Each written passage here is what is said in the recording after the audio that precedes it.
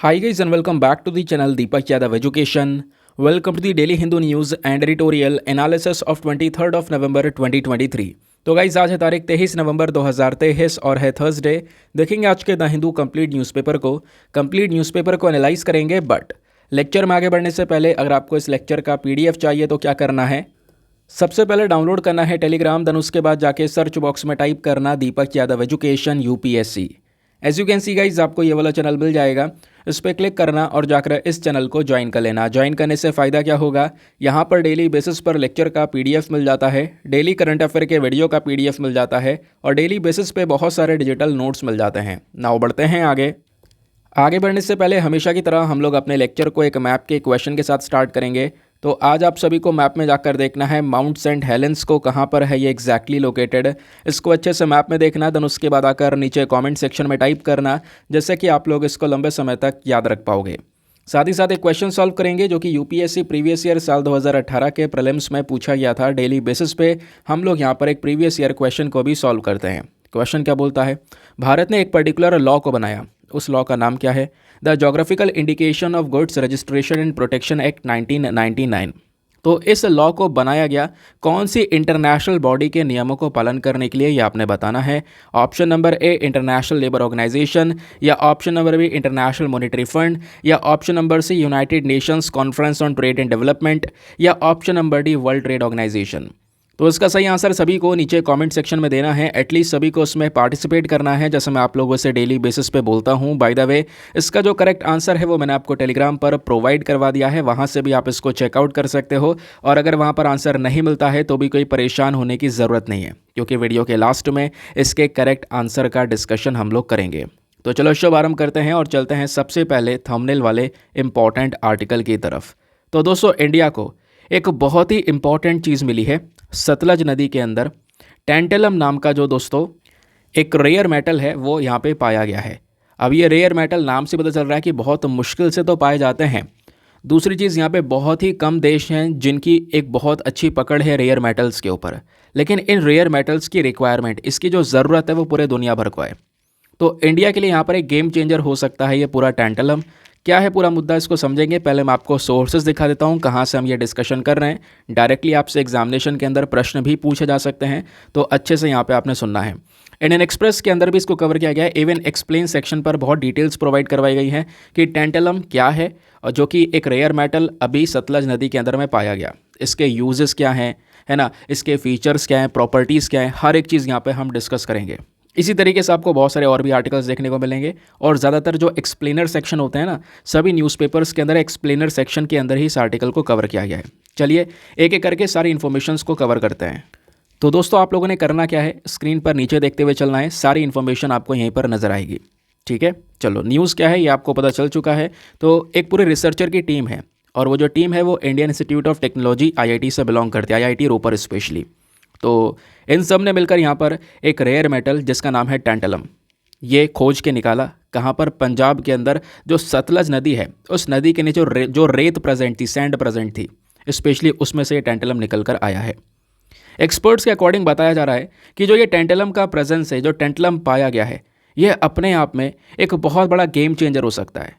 और वैसे भी यहाँ पर दुनिया भर की कंट्रीज़ इलेक्ट्रॉनिक्स और सेमीकंडक्टर्स के पीछे पड़ी हुई हैं, क्योंकि सेमीकंडक्टर्स की ज़रूरत पूरे दुनिया को है, लेकिन इसका प्रोडक्शन केवल मुट्ठी भर कंट्रीज़ करती हैं। तो हमें यहाँ पर एक बहुत अच्छा अपॉर्चुनिटी मिल रहा है, उस अपॉर्चुनिटी को ग्रैब करके हमें यहाँ पर ये सेमीकंडक्टर से इलेक्ट्रॉनिक्स के अंदर में एक बहुत बड़ा स्टेप लेना चाहिए इस टैंटेलम का यूज़ करके। इस वजह से यहाँ पर ये पूरा का पूरा मामला न्यूज़ में है। अब पहले समझ लेते हैं टैंटेलम है क्या, इसकी प्रॉपर्टीज़ क्या हैं, कैसे इस्तेमाल किया जाएगा, कहाँ पर इस्तेमाल किया जा सकता है, ये कुछ बेसिक चीज़ें हैं। तो दोस्तों, अगर आपसे पूछा जाए टैंटेलम क्या है और नीचे आपको ऑप्शन दे दिया क्या है, ये है वो है, तो ध्यान रखना एक प्रकार का रेयर मेटल है। रेयर मेटल जिसका एटॉमिक नंबर है 73, ये आप लोग यहाँ पर ऊपर देख भी पा रहे होंगे। समझ गए? और ये टैंटेलम होता कैसा है? ग्रे कलर का, बहुत ही ज़्यादा हैवी, बहुत ही ज़्यादा हार्ड यानी कि ठोस, और सबसे इंपॉर्टेंट पार्ट, ये कोरोजन रेजिस्टेंट होता है। कोरोजन रेजिस्टेंट मतलब है इस पर जंग वगैरह नहीं लगती है, जैसे लोहे पे जंग लग जाती है ना, वैसे इस पर नहीं होता। तो दोस्तों, यहाँ पर इस तरीके से इसकी कुछ प्रॉपर्टीज़ हैं, और उससे भी एक बेहतर चीज़ यहाँ पर ये देखने को मिलेगी, इतना मजबूत है, इतना स्ट्रॉन्ग है कि ये एक्सट्रीमली हाई मेल्टिंग पॉइंट इसका देखने को मिलता है। एक्सट्रीमली हाई मेल्टिंग पॉइंट का मतलब क्या होता है कि बहुत ही ज़्यादा टेम्परेचर चाहिए होगा इसको पिघलाने के लिए, इसको सॉलिड फॉर्म से लिक्विड फॉर्म में कन्वर्ट करने के लिए। अगर यहाँ पे कम टेम्परेचर होगा तो यहाँ पर इतना आसान नहीं होगा इसको यहाँ पे कन्वर्ट कर पाना। तो दोस्तों यहाँ पर ये भी कहीं ना कहीं इसका एक बेसिक फीचर है।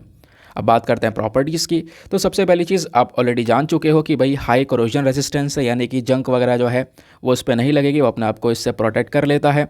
साथ ही साथ में अगर हम इस टेंटलम को एयर में एक्सपोज करें तो ये एक ऑक्साइड लेयर बनाता है, ठीक है।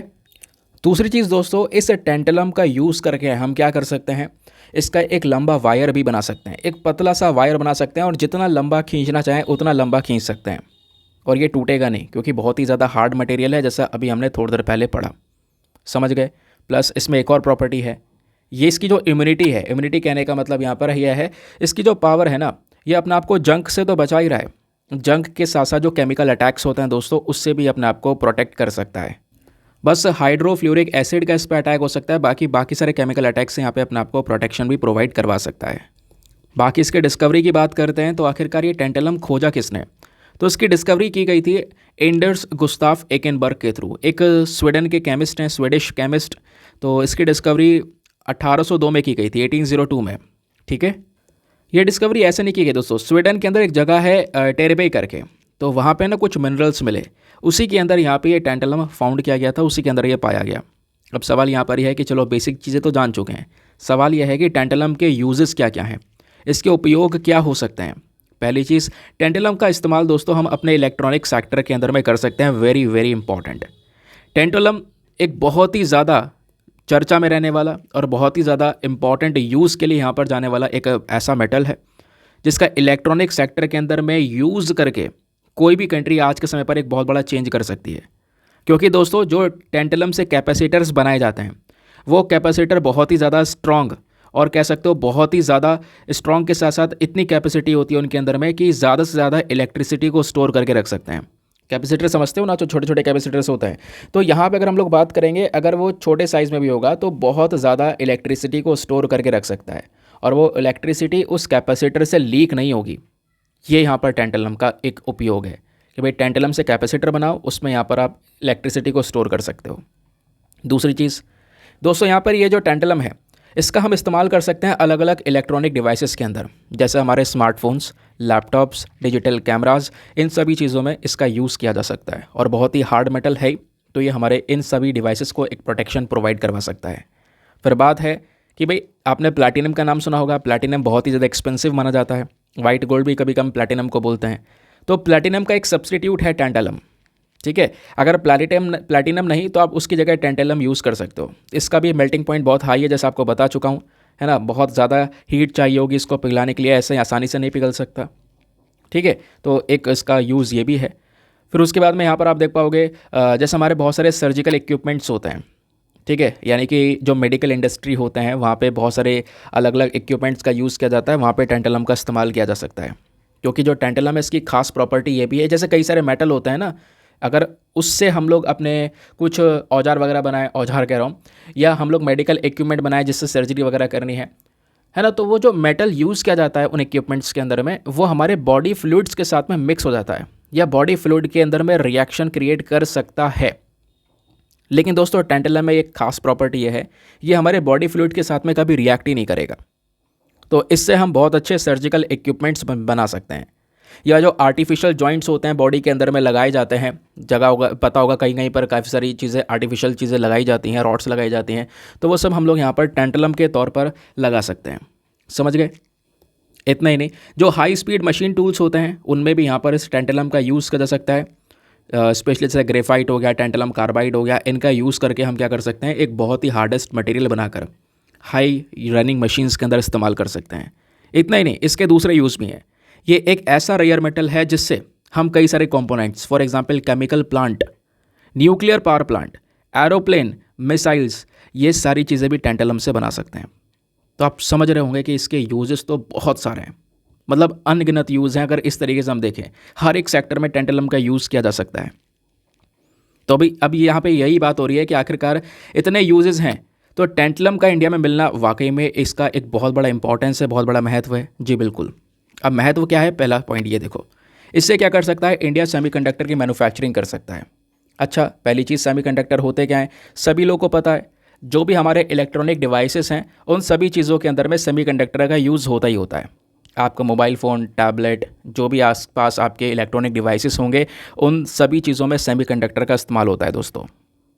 ठीक है, तो सेमीकंडक्टर क्या करता है, हमारे करंट को कंट्रोल करके फ़्लो करने की ताकत रखता है और ये हर चीज़ में इस्तेमाल होता है। सेमीकंडक्टर हर जगह है, आप जहाँ पे बैठे हो आपके चारों तरफ यहाँ पे आपको जो भी डिवाइसेस दिख रहे होंगे उसमें इसका यूज़ किया गया होगा। समझ गए। लेकिन यहाँ पे इसका प्रोडक्शन केवल कुछ ही देश करते हैं। ताइवान हो गया, साउथ कोरिया हो गया, चाइना हो गया, केवल कुछ कंट्रीज़ हैं जिनके हाथ में पूरा प्रोडक्शन है।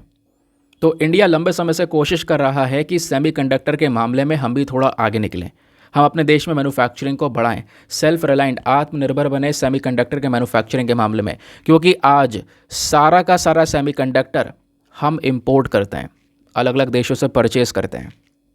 तो इस वजह से यहाँ पर फोकस किया गया है कि भैया ये जो टैंटलम है इससे सेमीकंडक्टर की मैन्युफैक्चरिंग हो सकती है। सरकार ने पिछले कुछ समय पर अलग अलग स्टेप्स उठाए हैं सेमीकंडक्टर की मैन्युफैक्चरिंग को बढ़ाने के लिए। यहाँ पे हमारे पास में एक और अवसर आ चुका है भाई, टैंटलम का यूज़ भी हम कर सकते हैं। ठीक है, तो पहला इंपॉर्टेंस ये हो गया। दूसरा इंपॉर्टेंस है, इससे इंडिया की जो क्रिटिकल मिनरल पॉलिसी है इसको भी एक मजबूती मिलेगी। भारत ने अलग अलग 10 मिनरल्स को, जिसमें मतलब यहाँ पे कह सकते हो टैंटलम भी है। तो क्रिटिकल मिनरल्स ऐसे मिनरल्स होते हैं जो बहुत ही ज़्यादा आवश्यक होते हैं, ज़रूरी होते हैं, लेकिन बहुत कम जगह पे पाए जाते हैं। तो दोस्तों इस प्रकार के काफ़ी सारे मिनरल्स हैं जिसमें टैंटलम भी है। तो इंडिया यहाँ पे ऐसे क्रिटिकल मिनरल्स को लेकर अलग अलग देशों के ऊपर डिपेंडेंट है, चाहे वो टैंटलम हुआ या चाहे टैंटलम जैसे बाकी कुछ और क्रिटिकल मिनरल्स हुए। ये सारे मिनरल्स आज हम परचेज़ कर रहे हैं, अलग अलग देशों से इम्पोर्ट कर रहे हैं, जिससे हमारा बिल और ज़्यादा बढ़ जाता है, इम्पोर्टिंग बिल स्पेशली। तो दोस्तों यहाँ पर टैंटलम अगेन एक बहुत ही बढ़िया चीज़ हो सकती है जिसका यूज़ हम अपने renewables, defence, electronic, telecommunication, transportation सभी जगह पर कर सकते हैं, क्योंकि क्रिटिकल मिनरल्स का इन्हीं जगह पे यूज़ होता है। क्लियर हो गया। अब एक और, कट डिपेंडेंसी ऑन चाइना। अब ये क्या है, तो दोस्तों यहाँ पे आपको पता होगा जो आज हम लोग मिनरल्स वगैरह या रेयर मेटल्स वगैरह परचेज़ कर रहे हैं अपने यहाँ पे अलग अलग चीज़ों के प्रोडक्शन में, तो वो परचेज़ हो रहा है चाइना से, सीधा चाइना से मंगा रहे हैं।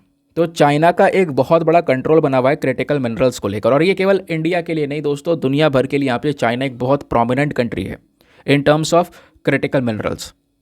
तो दोस्तों यहाँ पे ये जो डिस्कवरी है ये भारत को बहुत मजबूत बनाएगी। इससे हमारी जो डिपेंडेंसी है, निर्भरता है चाइना के ऊपर में, वो कम हो जाएगी। और आपको पता है पिछले कुछ समय पर भारत और चाइना के जो संबंध है वो ऑलरेडी बहुत ही ज़्यादा ख़राब चल रहे हैं पिछले कुछ सालों से। बाकी अब ये सब कुछ अगर हम कर पाएंगे तो इंडिया का एक टारगेट है बहुत बड़ा कि भाई हमारा एक रिन्यूएबल एनर्जी का टारगेट है कि साल 2030 तक हम चाहते हैं कि रिन्यूएबल एनर्जी से निकलने वाली जो पावर है उसको 500 गीगावाट तक पहुंचाएं। साथ ही साथ में हमारे यहाँ पे एक और टारगेट इंडिया ने रख रखा है कि जितने भी प्राइवेट कार्स हैं, specially 30% private cars, 70% commercial vehicles और 80% 2 and 3 vehicles, 2 and 3 wheeler vehicles, इन सबको इलेक्ट्रिक बनाया जाए 2030 तक। ये सारे काम बड़े बड़े टारगेट्स हैं दोस्तों।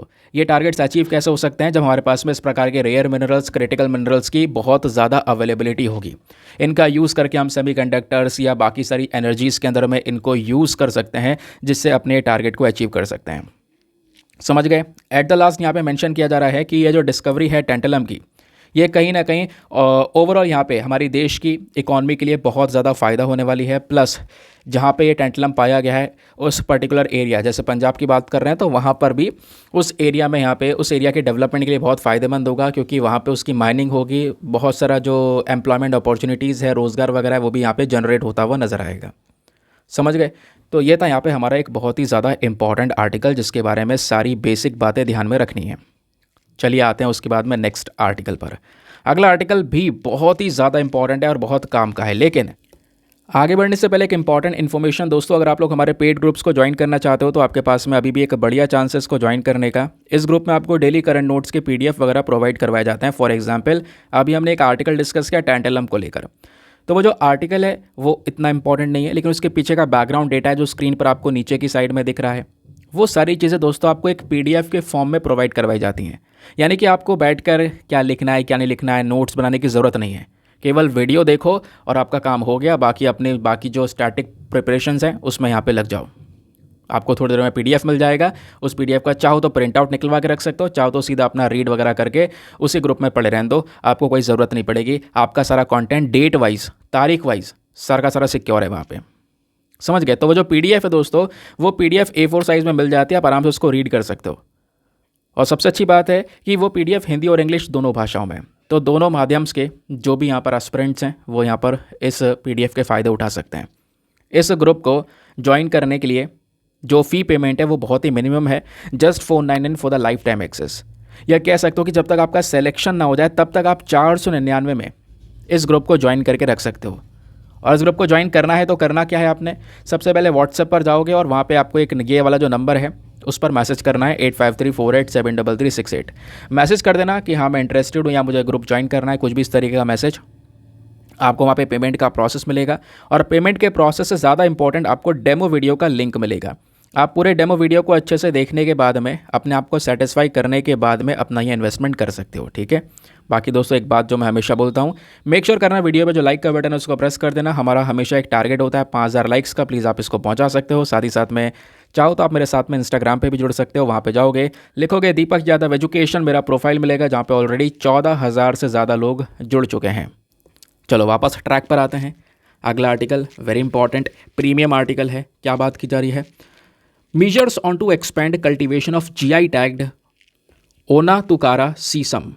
क्या है मैटर, मैं आपको बताता हूँ दोस्तों। एक प्रोडक्ट तो लद्दाख का ऐसा है जिसको अभी रिसेंटली GI टैग दिया गया है। ठीक है, तो GI टैग दिया गया तो ऐसे क्वेश्चन बनते हैं, ये तो आपने पता होना चाहिए। दूसरा, ये आप सीसम जो देख रहे हो ना, मतलब ये आर्टिकल में बात की जा रही है, सीसम क्या होता है? तिल की बात कर रहे हैं। आपने देखा होगा कई सारे अलग अलग चीज़ों के तेल बनते हैं, तो तिल का तेल भी होता है एक। तो ये जो ओनातुकारा सीसम है दोस्तों, ये जो इस तिल का कल्टीवेशन है इसको यहाँ पे इंक्रीज़ किया गया है। पहले ये 2000 हेक्टेयर के ज़मीन पे इसका कल्टीवेशन हुआ करता था, बट अभी यहाँ पर इसके प्लांटेशन को इंक्रीज़ कर दिया गया है। बोला जा रहा है कि आप इसको पहले 600 हेक्टेयर में हुआ करता था, अब उसको बढ़ाकर यहाँ पर 2000 हेक्टेयर की ज़मीन पर किया जा रहा है। तो उसका कल्टीवेशन इंक्रीज़ किया गया है। तो वो एग्जाम के लिए इंपॉर्टेंट नहीं है, लेकिन हाँ बेसिक चीज़ पता होना चाहिए कि आखिरकार ये ओनातुकारा सीसम है क्या, कहाँ से बिलोंग करता है, कौन से स्टेट की यहाँ पर ये इंपॉर्टेंट सीड है, ये बेसिक चीज़ें हैं। और ये दूसरा यहाँ पर ये आप जो देख पा रहे हो ना, ये ऑरेंज कलर का जो ये फ्रूट सा नज़र आ रहा है, इसको रिसेंटली GI टैग मिला है। तो ये दो आर्टिकल एक ही आर्टिकल के अंदर में कवर किए गए हैं। ठीक है, तो इस वजह से पता आपको इसके बारे में होना ही चाहिए डेफिनेटली, क्योंकि मैं भी आपको थोड़ी देर में बताऊँगा UPSC ने किस तरीके से यहाँ पर क्वेश्चन पूछे हैं प्रीवियस ईयर में। ठीक है, तो दोस्तों ये जो आपको ऑरेंज कलर का ये फ्रूट दिख रहा है ना गोल गोल, इसको हम इंग्लिश में बोलते हैं लद्दाख सी बकथॉर्न। वैसे तो केवल सी बकथॉर्न बोलते हैं क्योंकि लद्दाख इंडिया में स्पेशली लद्दाख में इसको ग्रो किया जाता है, तो यहाँ पे लद्दाख सी बकथॉर्न बोला जा रहा है। और जो ये ओनातुकारा सीसम है दोस्तों, ये केरला के अंदर में ग्रो किया जाता है। ठीक है, तो इनकी जो ओरिजिन्स है वो ध्यान में रखना है। तो न्यूज़ क्या निकल कर आती है, जो हमारा जोग्राफिकल इंडिकेशन रजिस्ट्री है GI टैग, ये ministry of commerce and industry के अंदर में काम करता है। इन्होंने रिसेंटली लद्दाख के अंदर ग्रो किया जाने वाला लद्दाख सी बकथॉर्न को अभी GI टैग दिया है, इस वजह से यहाँ पर ये न्यूज़ में है। और उससे पहले भी लद्दाख की कई सारी चीज़ों को GI टैग मिल चुका है। लद्दाख का एप्रिकॉट हो गया, पश्मीना हो गया, लद्दाख की वुड कार्विंग हो गई, लकड़ी के ऊपर जो नक्काशियाँ की जाती हैं, तो ये ऑलरेडी दोस्तों यहाँ पर GI टैग के अंदर में आ चुकी हैं पिछले कुछ समय पर। तो अभी यहाँ पर आपने सी बकथॉर्न के बारे में भी बेसिक बातें पता होनी चाहिए। बाकी ओनातुकारा सीसम को लेकर क्या न्यूज़ है मैं आपको बता चुका हूँ। इसका जो कल्टीवेशन है उसको एक्सपैंड कर दिया गया है, अब थोड़े से ज़्यादा बड़े एरिया में इसको उगाया जा रहा है, सेम वैरायटी को। समझ गए? तो पहले हम लोग बात करेंगे सी बकथॉर्न के बारे में, यानी कि इस तरीके का जो ये ऑरेंज कलर का फ्रूट आपको दिख रहा है उसके बारे में। सी बकथॉर्न का एक साइंटिफिक नेम है हिप्पोपाई एल। ठीक है, एक प्रकार का श्रब है जो कि क्या करता है, ऑरेंज कलर का, ऑरेंज येलो थोड़ा मिक्स कलर होता है, इस तरीके का यहाँ पर एक बेरी को प्रोड्यूस करता है। ये जो पेड़ आपको दिख रहा है इसकी बात की जा रही है, ये एक ऑरेंज येलो कलर की बेरी हमको प्रोड्यूस करवा के देता है। और वो बेरी हम खा सकते हैं। खाने में थोड़ी सी खट्टी होती है, सॉर होती है, लेकिन इसके अंदर में विटामिन्स और स्पेशली जो विटामिन C है वो ज़्यादा प्रेजेंट होता है, ये यहाँ पर बताया गया। जो ये सी बकथॉर्न है ये एक बहुत ही ज़्यादा इंपॉर्टेंट क्रॉप है पूरे लद्दाख यूनियन टेरिटरी के लिए, क्योंकि 90% जो प्रोडक्शन है दोस्तों वो इसी जगह से होता है, लद्दाख से होता है। और इसको यहाँ पे हम लोग अलग अलग नाम से जानते हैं। सी बकथॉर्न को आप वंडर प्लांट के नाम से भी जानते हैं, लद्दाख गोल्ड भी बोलते हैं इसको, गोल्डन बुश बोलते हैं, गोल्ड माइन भी बोलते हैं, गोल्ड माइन तक बोला जाता है इसको। तो ये बेसिक चीज़ें ध्यान रखना, आपसे ये नाम देकर भी क्वेश्चन पूछा जा सकता है कि wonder plant, Ladakh gold, golden Bush, gold mine, ये जो चीज़ें हैं ये हाल ही में न्यूज़ में थी, ये क्या है? किस चीज़ को डिनोट करता है, तो यहाँ पे ध्यान रखना सी बकथॉर्न को डिनोट करता है। ऐसा आपको पता होगा बर्ड्स को लेकर क्वेश्चन पूछा गया था, ऐसे सिमिलर क्वेश्चन पूछे गए थे। ठीक है, तो कभी भी यहाँ पर रैंडमली इस तरीके के क्वेश्चंस बन सकते हैं, तो ध्यान रखना। अब इंडिया के अंदर में लद्दाख वाली रीजन में स्पेशली जो कोल्ड डेजर्ट है वहाँ पर ये पाए जाते हैं और ये मिट्टी पर ग्रो होता है, जिससे यहाँ पर मिट्टी के अंदर जब इनकी जड़ें होती हैं वो मिट्टी को जकड़ के रखते हैं, तो मिट्टी का एरोजन जो है वो भी यहाँ पर होने से बच जाता है। समझ गए? तो ये हुआ हमारा पहला पार्ट कंप्लीट। दूसरा, क्योंकि यहाँ पे इस आर्टिकल में बोला जा रहा है ओनातुकारा सीसम के बारे में, तो इसका जो प्रोडक्शन है एक कल्टीवेशन इंक्रीज़ किया गया है, तो इस वजह से चर्चा में ज़रा इसको भी डिस्कस कर लेते हैं। तो दोस्तों, ये जो सीसम है ये एक प्रकार का तिल है जो कि केरला के अंदर में ग्रो किया जाता है। इसको लेकर एक पर्टिकुलर एजेंसी है पूरी, यहाँ पर ओनातुकारा सीसम एजेंसी पूरी आपको देखने को मिल जाती है, विक्साना एजेंसी करके। तो ये जो एजेंसी है दोस्तों, इसका मेन काम क्या है? इसका मेन काम है कि जो ये एरिया है जिसमें हम इस प्रकार के कल्टीवेशन को कर रहे हैं इसको इंक्रीज़ करना, और इसने कल्टीवेशन इंक्रीज़ किया, अपनी प्लानिंग भी यहाँ पर लंबे समय से की थी, भाई हमें और ज़्यादा इसको कल्टीवेशन को इंक्रीज़ करना है। समझ गए? अब दोस्तों, यहाँ पे ये जो सीसम है इसका हम सबसे ज़्यादा यूज़ करते हैं ऑयल को बनाने में, तेल बनाने में, जैसे तिल का तेल होता है ना, उसी तरीके का। तो ये जो तेल है ये बहुत ही ज़्यादा फेमस है अलग अलग हेल्थ बेनिफिट्स के लिए, जैसे यहाँ पर इसके अंदर हायर एंटीऑक्सीडेंट पाया जाता है, एंटीऑक्सीडेंट कंटेंट्स यहाँ पर इसके अंदर में देखने को मिल जाते हैं। तो इससे हेल्प क्या मिलेगी? इससे यहाँ पर अगर आप इसका कंजम्पशन करते हो तो ये फ्री रेडिकल्स से लड़ने में मदद करेगा। तो फ्री रेडिकल क्या करता है? फ्री रेडिकल हमारे जो शरीर की कोशिकाएं हैं, जो सेल्स हैं, उनको बर्बाद करने का काम करता है, और इन फ्री रेडिकल्स को बर्बाद करेगा ये ऑयल। तो इस ऑयल के सीधे सीधे यहाँ पर ये बेनिफिट्स हमको नज़र आते हैं। इतना ही नहीं दोस्तों, इस ऑयल के अंदर में अनसैचुरेटेड फैट आपको देखने को मिलता है जो कि अच्छा होता है। ठीक है, अनसैचुरेटेड फैट जो कि यहाँ पर जो हार्ट पेशेंट्स होते हैं, जो स्पेशली दिल के मरीज़ होते हैं, उनके लिए बेनिफिशियल माना जाता है। और इतना ही नहीं, पुराने ज़माने में जो हमारे आयुर्वेदिक डॉक्टर्स हुआ करते थे वो भी यहाँ पर दोस्तों इसी तिल के ऑयल का इस्तेमाल करते थे, इसी तिल के तेल का इस्तेमाल करते थे अलग अलग बीमारियों को ठीक करने के लिए। आर्थराइटिस हो गया या कुछ और कंडीशन, जॉइंट्स में दर्द हो गया, मसल्स पेन हो गया, स्किन प्रोडक्शन हो गया, तो इन सब चीज़ों में दोस्तों इसी तिल के तेल का इस्तेमाल किया जा रहा है। इसका ऑरिजिन ध्यान रखना, कहाँ पर सबसे ज़्यादा इसका प्रोडक्शन किया जाता है। ये सारी चीज़ें मैं आपको क्यों बढ़ा रहा हूँ इतनी डिटेल से? इतनी डिटेल से जानने के पीछे का दोस्तों एक ही पर्पज़ है, वो है प्रीवियस ईयर क्वेश्चंस।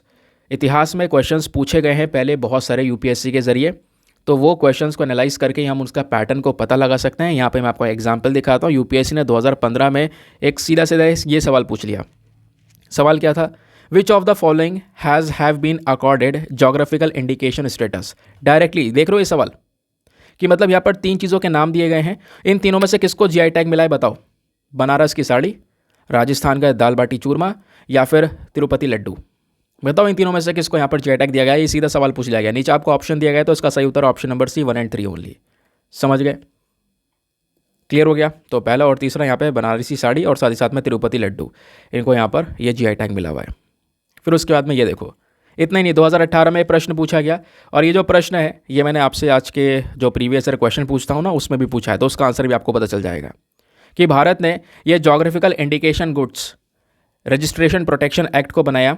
ये 1999 का ये पूरा कानून है। ये कानून हम लोग लेकर आए हैं कौन से बॉडी के नियमों को फॉलो करने के लिए? तो वो है यहाँ पर वर्ल्ड ट्रेड ऑर्गेनाइजेशन, ठीक है, WTO। और WTO के अंदर में ही दोस्तों यहाँ पर जीआई टैग, जीआई इंडिकेशंस आता है। कहोगे ये तो मैंने पढ़ाया नहीं है। ये बेसिक चीज़ें मैंने हमेशा आपको पढ़ाई हैं जब जब जीआई टैग के बारे में पढ़ाया है, ठीक है। तो ये तो मैंने आपको ये बता दिया कि भाई किस किस चीज़ को जीआई टैग मिला, लेकिन आप जीआई टैग का बैकग्राउंड डेटा देखोगे तो मैंने आपको कई बार पढ़ा रखा है, शायद आपको याद आ रहा होगा, ठीक है, कि जीआई टैग क्या होता है। दोस्तों, जोग्राफिकल इंडिकेशन जो जीआई टैग होता है एक प्रकार का नाम है या साइन है, किसी पर्टिकुलर प्रोडक्ट को यहाँ पर दिया जाता है ना। उससे क्या होगा, उस पर्टिकुलर प्रोडक्ट की वैल्यू बढ़ जाती है। फॉर एग्जांपल दार्जिलिंग की चाय जो है उसको जीआई टैग मिला हुआ है ना। और जीआई टैग जो है ये लगभग 10 साल तक वैलिड होता है, ये भी आपको पता होना चाहिए। और 10 साल बाद अगर चाहो तो वापस से यहाँ पर इसको रिन्यू करवाया जा सकता है। जीआई टैग लेने के लिए करना क्या पड़ता है, जो ये 1999 का कानून है, जो अभी मैंने आपको थोड़ी देर पहले बताया था, है ना। यहाँ पर बेसिकली सारा का सारा काम होता है। इसी लॉ के तहत यहाँ पे मान लो आपके पास में कोई सामान है जिस पर आप जीआई टैग लेना चाहते हो, वैसे कोई एक पर्टिकुलर एरिया के जो बहुत पॉपुलर प्रोडक्ट है, ऑथेंटिक प्रोडक्ट है ना, उसी को जीआई टैग मिलता है। तो वैसे मान लो किसी सामान को जीआई टैग देना है तो इसी पर्टिकुलर लॉ के तहत पहले उसको रजिस्टर करना होगा, ठीक है। और ये सारी चीज़ें यहाँ पर रजिस्टर होने के बाद में जाकर फाइनली उसको जीआई टैग मिलता है। समझ गए? तो ये कुछ बेसिक डिटेल्स हो गई। तो कहने का मतलब है यहाँ से क्वेश्चन बनते रहते हैं, ध्यान रखना। अगला आर्टिकल, ये बेसिकली हमारा एडिटोरियल वाला सेक्शन भी है, बट क्योंकि यहाँ पर इसमें कुछ ऐसी खास चीज़ें नहीं है, फिर भी इसको हम पहले कवर कर रहे हैं। आज के न्यूज़पेपर में दोस्तों इतने सारे आर्टिकल्स हैं जो कि सीधा सीधा रिपीटेड है।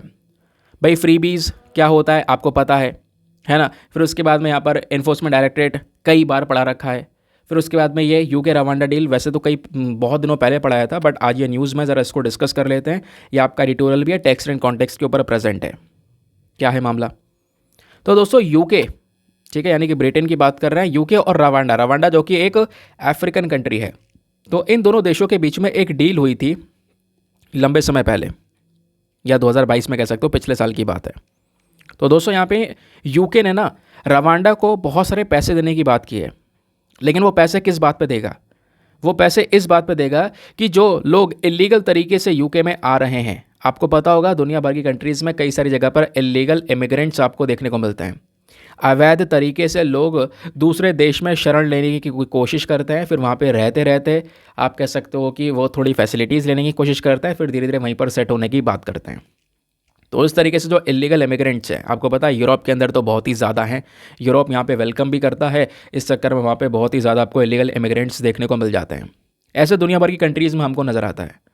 तो यूके में अभी इलीगल इमिग्रेंट का जो रिकॉर्ड है वो पूरा क्रॉस हो चुका है। एक लिमिट क्रॉस होने के बाद में तो यूके की सरकार ने डिसाइड किया कि अब से जो भी अवैध तरीके से यूके में घुसेगा और घुसने के बाद में आप कह सकते हो सर के ऊपर छत की मांगने की कोशिश करेगा, यानी कि वहाँ पे रहने की, सेटल होने की कोशिश करेगा, तो उसको सीधा भेज दिया जाएगा रवांडा। सीधा उठा के रवांडा भेज दिया जाएगा। रवांडा जो कि एक अफ्रीकन कंट्री है, और रवांडा में उसको प्रॉपर ट्रीटमेंट मिलेगा। तो बेसिकली यहाँ पर यह है बात। कहोगे क्या है मैटर? मैं आपको एक फ़ोटो दिखाता हूँ। दोस्तों ये जो फोटो दिख रहा है ना, ये थोड़ा बेस्ट है फोटो। ये ऊपर आप थोड़ा नज़र मारना सही से, ये ऊपर आपको ना यूरोप दिख रहा होगा, ये पूरा मैप है पीछे, ये आपको नज़र आ रहा होगा, ठीक है। ये हमारा पूरा ऊपर यूरोप है, यहीं पर यूके है, ऊपर ये यूके आपको दिख रहा होगा, ठीक है। नीचे आप अगर देखोगे तो ये आपको पूरा अफ्रीकन कॉन्टिनेंट नज़र आएगा, ये हमारा अफ्रीकन कॉन्टिनेंट दिख रहा होगा, ठीक है। यहाँ पे अफ्रीकन कॉन्टिनेंट में थोड़ा नीचे जाओगे तो ये रहा रवांडा। रवांडा के आसपास भी छोटे छोटे देश हैं। रवांडा एक लैंडलॉक कंट्री आपको नज़र आता है। क्लियर हो गया इतना बात? अब दोस्तों काफ़ी ज़्यादा दूरी पर है यूरोप से सीधा रवांडा। तो इधर क्या हुआ, सॉरी यूके से सीधा रवांडा। यूके की सरकार ने बोला कि भाई बहुत सारे इलीगल इमिग्रेंट्स इधर उधर से घुसने की कोशिश करते हैं। कोई जहाज़ के माध्यम से, बोट के माध्यम से आ गया, फिर उसके बाद में धीरे धीरे मांग करता है भाई हमें सेटल होना है। तो यूके ने बोला अब हम बर्दाश्त नहीं करेंगे, एक लिमिट क्रॉस हो चुकी है। और अगर जो भी इलीगल इमिग्रेंट आया यहाँ पर तो उसको उठाकर क्या कर देंगे, हम सीधा रवांडा भेज देंगे। और रवांडा की सरकार से ये डील कर ली। रवांडा की सरकार ने बोला ठीक है आप भेज देना, लेकिन हमें पैसे चाहिए इसके बदले में। और ये डील हो चुकी है। मैं आपको बता दूं, यूके ने बोला है कि 120 मिलियन पाउंड्स का, कितना, 120 मिलियन पाउंड्स का इन्वेस्टमेंट और फाइनेंशियल सपोर्ट मिलेगा रवांडा को। रवांडा को पैसे देंगे बाकायदा कि आप इन लोगों को रखो, इनको ट्रीटमेंट दो बढ़िया, ठीक है, जहाँ पे भेजना भेज दो, लेकिन ये यूके में नहीं रुकने चाहिए। तो इसके ऐसा दोस्तों ये एग्रीमेंट है, समझ गए। तो अब क्वेश्चन यहाँ पर यह है कि किन किन लोगों को रवांडा भेजा जा सकता है। नंबर 1 पॉइंट, जो भी इलीगल तरीके से, अवैध तरीके से यूके में एंटर करने की कोशिश करेगा उनको, समझ गए। बाकी दोस्तों यहाँ पे क्वेश्चन यह है कि आखिरकार यूके ने रवांडा को ही क्यों चूज़ किया, क्योंकि यूके का कहना यह है कि जो रवांडा है ये थोड़ा सा सेफ कंट्री भी है। तो यहाँ पे अगर हम भेज भी देंगे किसी को तो कोई इतनी प्रॉब्लम नहीं है, सीधा उठा के वहीं पे हम भिजवा देंगे रवांडा के अंदर। रवांडा से वो कहीं भी जाए, हमें कोई मतलब नहीं है, बस यूके में नहीं घुसना चाहिए।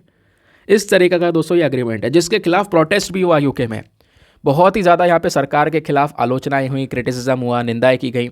ये गलत है भाई, कोई आया है तो आप उसको जहाँ से है वहाँ भेज दो, लेकिन आपका ये एक तरीका गलत है। आप कहीं और भेज रहे हो, उसको वैसा ट्रीटमेंट दोगे, कैसा ट्रीटमेंट मिलेगा, उसके साथ में क्या होगा, किसी को कुछ नहीं पता, समझ गए। तो अब सवाल यहाँ पर यह है, क्या यूके पहला देश है ये काम करने वाला? बिल्कुल नहीं। इससे पहले बहुत सारी कंट्रीज़ ऑलरेडी ये काम कर चुकी हैं। फॉर एग्जांपल इज़राइल आजकल न्यूज़ में है ही, आपको पता है। वहाँ उसने भी एक प्रकार की ऐसी डील कर ली। उसने तो रवांडा के साथ साथ युगांडा, इन दोनों ही देशों को चुन लिया। 2014 से 17 के बीच का ये एग्रीमेंट किया इन्होंने, और ये बोला कि जो भी इलीगल होंगे उनको सीधा उठा के हम युगांडा और रवांडा भेज देंगे। वहाँ पे चाहे कैसा भी हो जाए, उनके साथ कुछ भी हो जाए, हमें कोई लेना देना नहीं है, उनको कहीं भी भेज दो उनको, बस वो इजराइल में नहीं रहने चाहिए। इसी तरीके से ऑस्ट्रेलिया में क्या होता है दोस्तों, आपको पता है ऑस्ट्रेलिया एक आइलैंड कंट्री है, चारों तरफ समुद्र ही समुद्र है।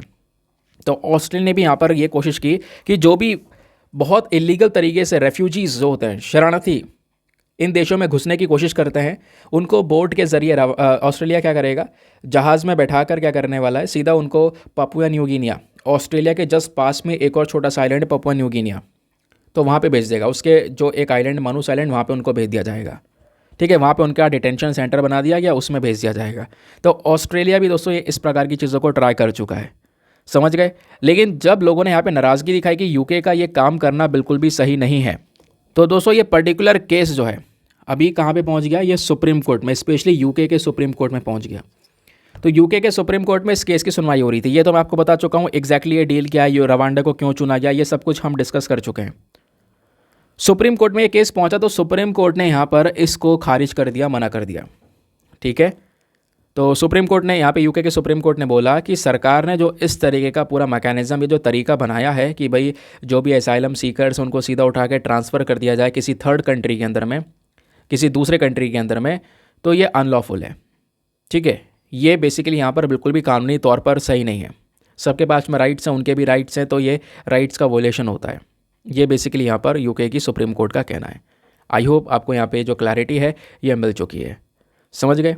चलो आगे आते हैं उसके बाद में नेक्स्ट आर्टिकल पर। और दोस्तों ये एग्रीमेंट जो है ना, ये ऋषि सुनक जी ने नहीं किया है। वैसे ऋषि सुनक आज के समय पर यूके के पीएम है, इनसे पहले जो बोरिस जॉनसन थे बेसिकली उन्होंने यहाँ पर वो की है, समझ गए। तो यह जो डील है, इस डील का नाम क्या है, वो है migration and economic development partnership. Clear. चलिए आते हैं नेक्स्ट एडिटोरियल पर। अगला एडिटोरियल जो हमारा कल रह भी गया था, जैसे मैंने बोला था आज हम डिस्कस करेंगे, बहुत ही ज़्यादा इंपॉर्टेंट है। आज का जो मेंस का क्वेश्चन है आपका वो इसी एडिटोरियल के ऊपर बेस्ड है, तो बहुत ध्यान से आपने सारी चीज़ों को सुनना है। ठीक है, क्वेश्चन क्या बोलता है, यहाँ पे एम सुरेश बाबू जी हैं जो इस एडिटोरियल को लिखते हैं। इनका कहना है the price of persistent federal frictions. कहने का मतलब है जो हमारी केंद्र सरकार है यानी सेंट्रल गवर्नमेंट या कह लो यूनियन गवर्नमेंट, और दूसरी तरफ जो हमारी राज्य सरकार है यानी कि स्टेट गवर्नमेंट, इन दोनों के बीच में लंबे समय से डिस्प्यूट्स बने हुए हैं। तो आपसे कई सारे क्वेश्चंस पूछे गए हैं सेंटर और स्टेट के रिलेशंस को लेकर। तो केंद्र सरकार और राज्य सरकार के संबंध मजबूत होने ज़रूरी हैं। अगर दोनों साथ में काम करेंगे तभी भारत यहाँ पर एक फेडरलिज्म कहलाएगा। बट अगर दोनों में ऐसे टकरार रहेंगे तो वो फेडरल फ्रिक्शंस कहलाएंगे, यानी कि वो जो फेडरलिज्म का कॉन्सेप्ट है वो हमारे फिर किसी काम में नहीं है, समझ गए। वो फेडरलिज्म का कॉन्सेप्ट कहीं ना कहीं हम वॉयलेट कर रहे होंगे। तो ये चीज़ यहाँ पे राइटर का कहना है। और किन किन मामलों में आज के समय पर सेंटर और स्टेट के रिलेशंस बिगड़ते चले जा रहे हैं वो भी यहाँ पर इन्होंने समझाया है। चलिए फिर शुरुआत करते हैं और एक एक करके हर एक एस्पेक्ट को समझने की कोशिश करते हैं। पहली चीज़, ये राइटर ने एडिटोरियल लिखा क्यों है, इसके पीछे का रीज़न क्या है। दोस्तों यहाँ पे रीज़न ये है कि पिछले कुछ सालों में आप देखोगे, और ये हकीकत भी है, कि भाई केंद्र सरकार और राज्य सरकारों के बीच में जो डिस्प्यूट्स, जो टकरार है, वो तेज़ी से इंक्रीज़ होता चले जा रहा है। अक्सर वो टकरार देखने को मिल रहे हैं, और ये टकरार जितने होंगे, जितनी लड़ाइयाँ होंगी इन दोनों के बीच में, डिस्प्यूट्स होंगे, उतना ज़्यादा जो भारत का कोऑपरेटिव फेडरलिज्म है ये कमज़ोर होगा, और इसका असर सीधा भारत की अर्थव्यवस्था, हमारी इकॉनमी पर होगा। कोऑपरेटिव फेडरलिज्म क्या होता है दोस्तों? कोऑपरेटिव फेडरलिज्म आपने सुना होगा, संघवाद का ढांचा, जहाँ पर एक मेन फोकस है कि हमारी स्टेट गवर्नमेंट और सेंट्रल गवर्नमेंट दोनों साथ में मिलकर काम करते हैं। दोनों की पावर्स हैं अपनी अपनी, लेकिन साथ में मिलकर काम करते हैं, वो कहलाता है फेडरलिज्म। तो भारत एक क्वासी फेडरलिज्म कंट्री है, क्वासी फेडरल कंट्री, आपको पता है ना। फेडरलिज्म हमारे यहाँ भी है, स्टेट गवर्नमेंट, सेंट्रल गवर्नमेंट सब मिलकर काम करती हैं, इनके पास अपनी पावर्स हैं। लेकिन अगर इन दोनों के बीच में इस तरीके के डिस्प्यूट्स होंगे, लड़ाइयाँ होंगी, तो इससे क्या होगा, यही फेडरलिज्म का कॉन्सेप्ट, यही पिलर क्या होगा, कमज़ोर होता हुआ नजर आएगा। समझ गए, ये यहाँ पे राइटर का कहना है। तो राइटर ने अभी यहाँ पर मुद्दा समझाया ही था कि कोऑपरेटिव फेडरलिज्म का जो कॉन्सेप्ट है वो भी यहाँ पे आ गया। ये आपको बताया जा चुका है कि भाई सेंटर और स्टेट दोनों अपने संबंधों को साथ में लेकर एक साथ ग्रो करते रहें, तो वो कोऑपरेटिव फेडरलिज्म है, समझ गए। चलिए आगे आते हैं। अब सवाल यहाँ पर यह है कि आखिरकार हमारी केंद्र सरकार और राज्य सरकार के जो ये संबंध हैं, जो ये रिलेशंस हैं, इनमें क्या क्या समस्याएं आ रही हैं। चलो थोड़ा बैकग्राउंड से समझते हैं, थोड़ा इतिहास से समझते हैं। दोस्तों इकोनॉमिक रिफॉर्म्स करे गए 1991 में, आपको पता है इकोनॉमिक रिफॉर्म्स आए, काफ़ी सारी चीज़ें ओपन कर दी गई इंडस्ट्रीज़ के लिए, यहाँ पर काफ़ी सारी चीज़ें ओपन कर दी गई, रिलैक्सेशन यहाँ पर थोड़ा ज़्यादा मिल गया, है ना। उसके बाद यहाँ पर दोस्तों इससे इन्वेस्टमेंट वगैरह इंक्रीज़ हो सके, थोड़ा सा और यहाँ पर स्पेस मिल गया हमारे राज्य सरकारों को, राज्य सरकारों के पास में थोड़ी और ज़्यादा पावर्स आ गई, ऑटोनॉमी आ गई खर्चा करने की। लेकिन प्रॉब्लम यहाँ पर पता है क्या है, कि राज्य सरकारों के पास में पावर तो आई इन्वेस्टमेंट खर्चा करने की, क्योंकि वह व्यापार खुल गया था इकोनॉमिक रिफॉर्म्स के माध्यम से। लेकिन स्टेट गवर्नमेंट के पास में पैसा आएगा कहाँ से? स्टेट गवर्नमेंट तो खुद केंद्र सरकार के ऊपर डिपेंडेंट है, राज्य सरकार के ऊपर डिपेंडेंट है रेवेन्यू रिसीट्स के लिए, क्योंकि यहाँ पर जो भी टैक्स वगैरह से पैसा जनरेट होता है, टैक्स वगैरह से जो भी कमाई होती है हमारी केंद्र सरकार के पास में इकट्ठी होती है, तो वो दोस्तों उसे टैक्स का डिस्ट्रीब्यूशन होता है, वो पैसा डिस्ट्रीब्यूट किया जाता है स्टेट बाय स्टेट। समझ गए? तो स्टेट गवर्नमेंट आज के समय पर पूरी तरह से डिपेंडेंट हो चुकी है हमारी केंद्र सरकार के ऊपर रेवेन्यूज़ को लेकर, अपनी कमाई को लेकर। तो ये चीज़ दोस्तों कहीं ना कहीं एक बहुत बड़ा कारण बन जाती है इन दोनों के रिलेशंस के अंदर में ये टकरार लाने का। अब एक और चीज़ सुनो, आज के समय पर जो डिस्प्यूट्स हमको देखने को मिल रहे हैं उसमें कई सारी कॉम्प्लेक्सिटीज़ हैं। फॉर एग्जाम्पल यहाँ पर कई सारे एग्जाम्पल के तौर पर भी चीज़ों को समझाई गई हैं। ये समझना कि दोस्तों आजकल जो नई नई नीतियाँ लेकर आई जा रही हैं, नई नई पॉलिसीज़ लेकर आई जा रही हैं, उन पॉलिसीज़ में सेंट्रल गवर्नमेंट के पास में ज़्यादा पावर आ रही है, या जो सेंट्रल एजेंसीज़ जो हैं वो अपनी ज़्यादा पावर्स को यहाँ पर दिखा भी रही हैं। तो इससे यहाँ पर क्या हो रहा है, इससे ज़बरदस्ती राज्य सरकारों को पुश किया जा रहा है कि सेंटर के कहने पर वो चलें, है ना, केंद्र सरकार के कहने पर वो चलें। बट वो चीज़ें यहाँ पर थोड़ी सी अलग हो जाएंगी। ये भी दोस्तों एक प्रॉब्लम है, क्योंकि हर एक स्टेट ऐसा नहीं चाहता। अगर आप लोग यहाँ पे अपने संविधान को ओपन करके देखोगे तो संविधान के अंदर सेंटर और स्टेट के संबंध को लेकर कई सारे प्रावधान है, कई सारे प्रोविजंस आपको नजर आएंगे। जैसे पहले बात करते हैं लेजिस्लेटिव प्रोविजंस की, तो कॉन्स्टिट्यूशन में हमारे आर्टिकल 245 से लेकर आर्टिकल 255 तक, पार्ट 11 के अंदर में हमारे संविधान में आर्टिकल 245 से 255 तक यहाँ पर क्या है, हमारे सेंटर और स्टेट के लेजिस्लेटिव रिलेशंस के बारे में बातें की गई हैं। समझ गए? और इसमें बातों में क्या लिखा गया है कि भैया जो पावर्स हैं हमारी सेंटर और स्टेट की, उनके टेरिटरी के हिसाब से उनकी पावर्स अलग अलग हैं। जो लेजिस्लेटिव पावर्स हैं दोनों के बीच में वो यहाँ पर डिवाइड करी गई है उनके एरिया के हिसाब से, लेकिन दोनों साथ में मिलकर काम करते हैं। तो यहाँ पर एक फेडरल नेचर ही तो हुआ। फिर उसी प्रकार से दोस्तों यहाँ पे आप देख पाओगे आर्टिकल 246 हो गया।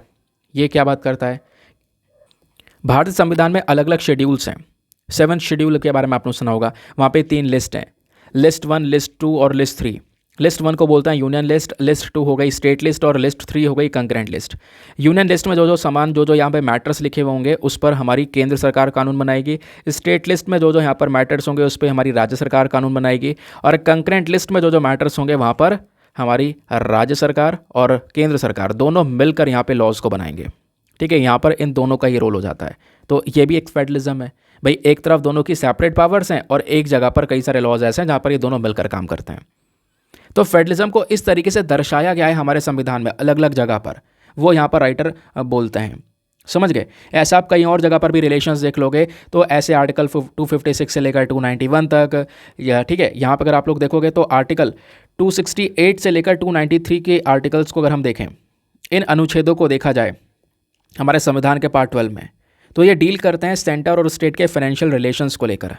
जो भी पैसों के संबंध है स्पेशली हमारी केंद्र सरकार और राज्य सरकार के, वो सब दोस्तों इन आर्टिकल्स में मेंशन करे गए हैं। जैसे इसमें यहाँ पर ये भी लिखा हुआ है कि जब बात आएगी टैक्सेशन की, टैक्स के पैसे के कलेक्शन की, तो ये रिस्पॉन्सिबिलिटी है केंद्र सरकार की कि भाई केंद्र सरकार वो जो फंड्स वगैरह है वो हमारे राज्य सरकार को भी अलोकेट करे। टैक्सेशन का जो पावर है वो डिवाइड किया जाए, टैक्स जो है वो बट जाए सबके अंदर में, यानी सबको इक्वली यहाँ पे वो अमाउंट मिल सके। तो दोस्तों यहाँ पर फाइनेंशियल रिलेशंस को लेकर भी ये सारे डिस्कशंस ऑलरेडी हुए हुए हैं। तो यही तो फेडरलिज्म है कि भाई यहाँ पर एक पावर्स हैं सबके पास में, लेकिन साथ में मिलकर यहाँ पे काम कर रहे हैं। समझ गए? लेकिन राइटर ये बोलते हैं कि ये जो खूबसूरती थी फेडरलिज्म, ये लंबे समय से कॉम्प्रोमाइज़ की जा रही है। पिछले कुछ समय से तो कॉम्प्रोमाइज़ हो रही है। कॉम्प्रोमाइज़ क्यों हो रही है, क्यों यहाँ पर रिलेशंस ख़राब हो रहे हैं, क्यों यहाँ पर ये कॉन्सेप्ट गड़बड़ा रहा है या कॉन्सेप्ट कमज़ोर हो रहा है?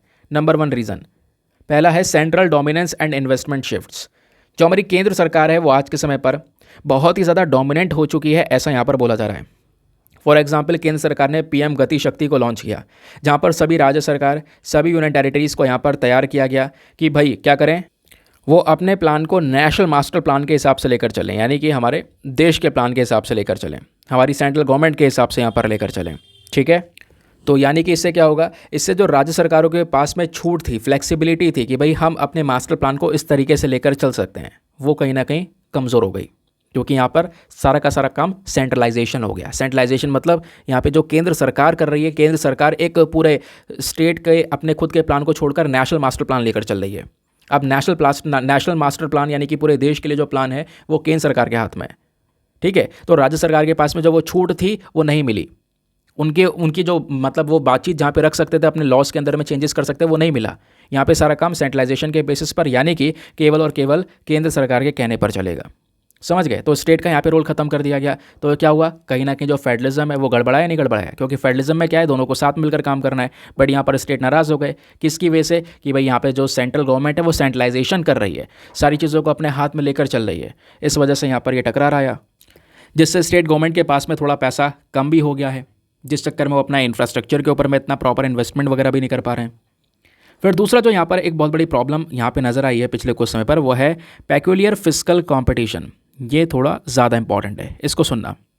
जो हमारा फेडरल सिस्टम है दोस्तों, यहाँ पर अगर आप देखोगे तो इंडिया सभी स्टेट्स के साथ में एंगेज कर रहा है, ठीक है। अब प्रॉब्लम पता है यहाँ पर क्या उठी है, प्रॉब्लम यहाँ पर ये उठी है कि जब बात करते हैं रेवेन्यू की पावर्स की, तो रेवेन्यू पावर्स सबसे ज़्यादा सेंट्रल गवर्नमेंट के पास में, ठीक है। पैसा भी सेंट्रल गवर्नमेंट के पास में है, और पैसे को खर्च करने की स्पेंडिंग पावर भी सबसे ज़्यादा सेंट्रल गवर्नमेंट के पास में है। और केंद्र सरकार के पास में जो पावर्स हैं उनको वो इक्वली यूज़ करना चाहिए था, कि भाई हर एक राज्य में थोड़ा थोड़ा पैसा खर्च करना चाहिए था, जो कि सेंट्रल गवर्नमेंट करता ही है, ऐसा है ना। हर एक स्टेट में जो प्रोजेक्ट्स लग रहे हैं वहाँ पे सेंट्रल गवर्नमेंट का रोल है, तो वो अगर सभी में इक्वली करेंगे तो ज़्यादा सही है। बट पिछले कुछ समय पर वो जो इन्वेस्टमेंट्स हैं, या वो जो कह सकते हो स्पेंडिंग है सेंट्रल गवर्नमेंट की, वो केवल और केवल कुछ ही राज्यों तक सीमित रह गई है। फॉर एग्जाम्पल उत्तर प्रदेश, महाराष्ट्र, गुजरात, यहीं पर सबसे ज़्यादा एक्सपेंडिचर हमको देखने को मिल रहा है। बाकी सारे स्टेट्स में इतना प्रॉपर एक्सपेंडिचर यहाँ पर नहीं हुआ है। तो ये जो इम्बैलेंस दोस्तों क्रिएट हुआ है, इससे यहाँ पे राज्य सरकारों के पास में जो फाइनेंशियल ऑटोनॉमी है, पैसों को लेकर जो छूट मिली है, वो काफ़ी कमज़ोर हो जाती है। केवल कुछ ही स्टेट्स को यहाँ पे फ़ायदे मिल रहे हैं, कुछ स्टेट्स को फ़ायदे नहीं मिल रहे हैं, समझ गए। तो ये भी कहीं ना कहीं सेंट्रल और स्टेट गवर्नमेंट के बीच के टकरार का एक बहुत महत्वपूर्ण कारण बन जाता है। फिर बात आती है inefficiencies from parallel policies. Again बहुत ही इंपॉर्टेंट क्या है, कई सारी जो पॉलिसीज़ हैं, कई सारी नीतियाँ हैं, ठीक है, अब सरकार लेकर आ रही है, उस पर सेंट्रल गवर्नमेंट कह सकते हो कि अपनी सहमति नहीं दे रही है। लेकिन हमारी सेंट्रल गवर्नमेंट वो पॉलिसी लेकर आ रही है, लेकिन राज्य सरकार जो है वो इसमें सहमति नहीं दे रहे हैं। कुछ राज्य सरकार साथ में है सेंट्रल गवर्नमेंट के, कुछ राज्य सरकार नहीं है, लेकिन फिर भी यहाँ पर सेंट्रल गवर्नमेंट उसको इम्प्लीमेंट कर रहा है। For example national pension scheme, NPS, पता है ना, एनपीएस और ओपीएस आज भी यहाँ पर टकराव रहता है। भाई जो पुरानी सरकार है उनकी जो स्कीम थी ओल्ड पेंशन, मतलब पेंशन स्कीम, जहाँ पर एक इंसान को, जो सरकारी कर्मचारी हैं, उनकी रिटायरमेंट के बाद में उनको ज़िंदगी भर तक पेंशन्स दिए जाते थे, और अगर यहाँ पर उनकी मृत्यु हो जाती है तो उनके जीवन साथी को पेंशन मिलते रहते थे। और आज भी यहाँ पर है, जो 2000 से पहले के लोग लगे हुए हैं उनको इस तरीके से पेंशन मिल रहा है। लेकिन दोस्तों यहाँ पे 2000-2004 के बीच में काफ़ी सारी चीज़ें बदल गई। मतलब तब से क्या हुआ, ये पेंशन ख़त्म कर दिया गया। अब नया पेंशन सिस्टम है नेशनल पेंशन स्कीम। ये सिस्टम बिल्कुल अलग है। यहाँ पर रिटायरमेंट के बाद ज़िंदगी भर के लिए पैसा नहीं दिया जाता, इकट्ठा यहाँ पे कुछ अमाउंट मिल जाता है, और रिटायरमेंट का जो धीरे धीरे जो पैसा होता है वो नहीं दिया जाता, मतलब लाइफ टाइम तक नहीं मिलेगा, इकट्ठा यहाँ पे आपको दे दिया जाएगा, और वो भी सरकारी कर्मचारी की सैलरी से काट कर। उसकी जो तनख्वाह होगी महीने की, उसमें से थोड़ा थोड़ा अमाउंट हर महीने काटा जाएगा, उतना सरकार उधर से देती रहेगी जितना यहाँ पे काटेगी, और उसके हिसाब से यहाँ पर जो पैसा इकट्ठा होगा उसकी लाइफ टाइम में, वो पैसा यहाँ पर तो उसमें और थोड़ा बहुत ऐड करके उसको प्रोवाइड करवा दिया जाएगा रिटायरमेंट के बाद में। पहले ऐसा नहीं था, पहले उसको प्रॉपर सैलरी मिलती थी, उसमें से कुछ नहीं कट रहा था। दूसरा यहाँ पे आप कहोगे रिटायरमेंट के बाद में भी उनको इस तरीके की जो पेंशन है वो बंद जाती थी, वो पेंशन मिलती रहती थी। जो लास्ट उनकी जो सैलरी लेते थे ना, उसमें से जितना आधा होता था तो वो उस प्रकार से आधी पेंशन उनकी बन जाती थी। तो ये यहाँ पे नेशनल पेंशन स्कीम यहाँ पे कुछ नया है। तो यहाँ पे क्या हो रहा है, बहुत सारे स्टेट्स जो हैं वो अपनी ओल्ड पेंशन स्कीम को लेकर डटे पड़े हैं। इवन इसको लेकर तो इलेक्शन भी चल रहे हैं आज के समय पर। पुरानी सरकार कह रही है, जो अपोजिशन पार्टीज है उनका कहना यह है कि भाई ओल्ड पेंशन स्कीम को लेकर आया जाए, हम आएंगे तो ओल्ड पेंशन स्कीम को लेकर आएंगे। लेकिन यहाँ पे जो रूलिंग गवर्नमेंट है वो कहती है नेशनल पेंशन स्कीम सही है, नेशनल पेंशन स्कीम ही यहाँ पर रहनी चाहिए, समझ गए। तो ये टकरार दोस्तों यहाँ पर भी आपको देखने को मिल जाता है स्टेट्स और हमारी यूनियन गवर्नमेंट के बीच में।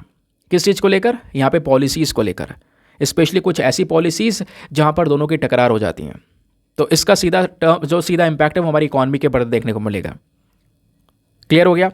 और इससे यहाँ पर बुरा हो भी सकता है दोस्तों, क्योंकि यहाँ पे जो मैंने आपको पहले भी आर्टिकल पढ़ा रखे हैं, वहाँ पे मेंशन किया जाता है जो पुरानी वाली हमारी पेंशन स्कीम थी ना, कि भाई लाइफ टाइम तक जो ये पेंशन दी जाती थी हमारे गवर्नमेंट एम्प्लॉयज़ को, वो लाइफ टाइम तक पेंशन कहीं ना कहीं सरकार के ऊपर बर्डन बन जाती थी, और वो बर्डन धीरे धीरे इंक्रीज़ होता चले जाएगा, और वो बर्डन बढ़ते बढ़ते यहाँ पर कह सकते हो कि जो हमारा पूरा कंट्री है वो डेट में जा सकता है, उधारी में जा सकता है।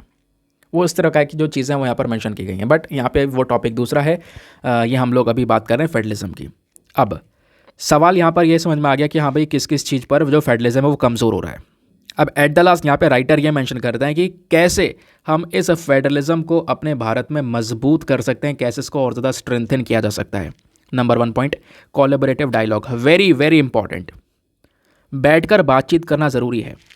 दो इंसान में अगर यहाँ पर कह सकते हो कुछ गलत फहमी तो ये भिड़ते रहेंगे, लेकिन आपस में बैठेंगे, बातचीत करेंगे, डिस्कशंस होंगे तो वो मामला सुलझाया जा सकता है।